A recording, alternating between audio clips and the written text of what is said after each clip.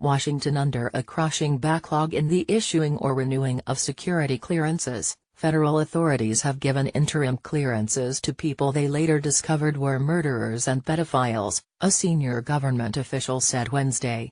"This is very, very dangerous," said Daniel E. Payne, head of the Defense Security Service, a federal office that oversees the granting of temporary clearances.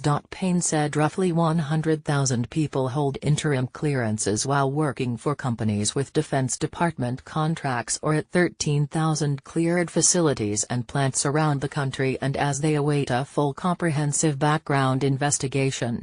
"I've got murderers who have access to classified information. I have rapists. I have pedophiles. I have people involved in child porn," Payne said. "This is the risk we are taking." Payne spoke on a panel about the backlog in security clearances at the Intelligence and National Security Summit in Washington. The backlog grew precipitously in 2015 and 2016, and stands at near-record levels today, said Charles S. Phelan, director of the National Background Investigations Bureau, a federal service provider under the Office of Personnel Management. The backlog encompasses roughly 700,000 cases, but only 300,000 or so people are seeking a first-time clearance to enter government service, Phelan said.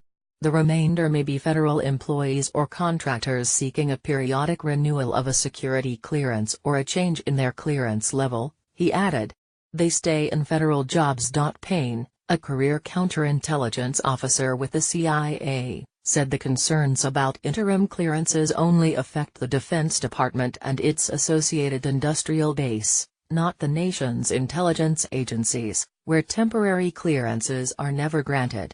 "I grant the interim clearances for the DoD.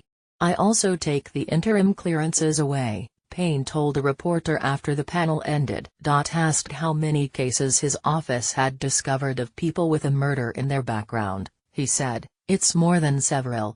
I would say less than a dozen.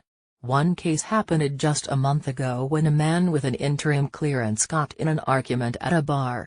He pulls out a gun and shoots them in the face and kills them," Payne said. Applicants obtain interim clearances after filling out a lengthy government form, known as an SF-86, and undergoing a credit check and an initial FBI background check. The full, comprehensive clearance involves far deeper research, including interviews with neighbors and work associates, deeper financial inquiries, checks of family history and probes into overseas travel. "You're looking on average at close to a year for a top-secret clearance," Payne said, adding that a lower-level secret clearance takes an average of 9 months. He said the backlog is so great the Pentagon has little choice but to offer interim clearances to keep weapons development programs at full steam. "If we did not give these individuals interim clearances, the production of these programs would shut down," Payne said. "It would have a horrific impact." The backlog in security clearances soared in 2014 after one of 3 major contractors involved in conducting background checks, U.S. Investigations Services LLC, lost its government business amid allegations that it had bungled and falsified results. Other officials bemoaned bureaucracy in their attempts to make the clearance process more agile and up-to-date, including in the types of questions asked on the SF-86 form.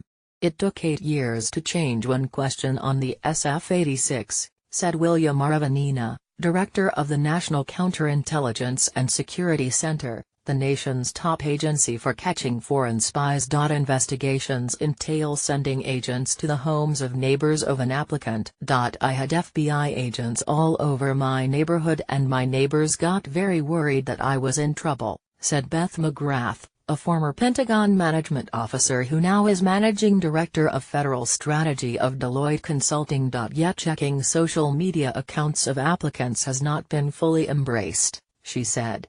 "Some people think, oh, you're infringing on my privacy," said McGrath. "This is where the process of government sometimes feels like it takes more steps than it should because you have to actually change the policy to say we're going to allow social media information to be part of the background investigation." Several officials said they expected the backlog to diminish as federal agencies and departments embrace a process of continuous evaluation of employees rather than periodic reappraisals every 5 to 10 years.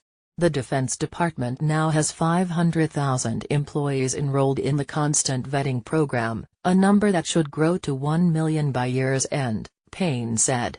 Never miss a local story. Sign up today for unlimited digital access to our website, apps, the digital newspaper and more.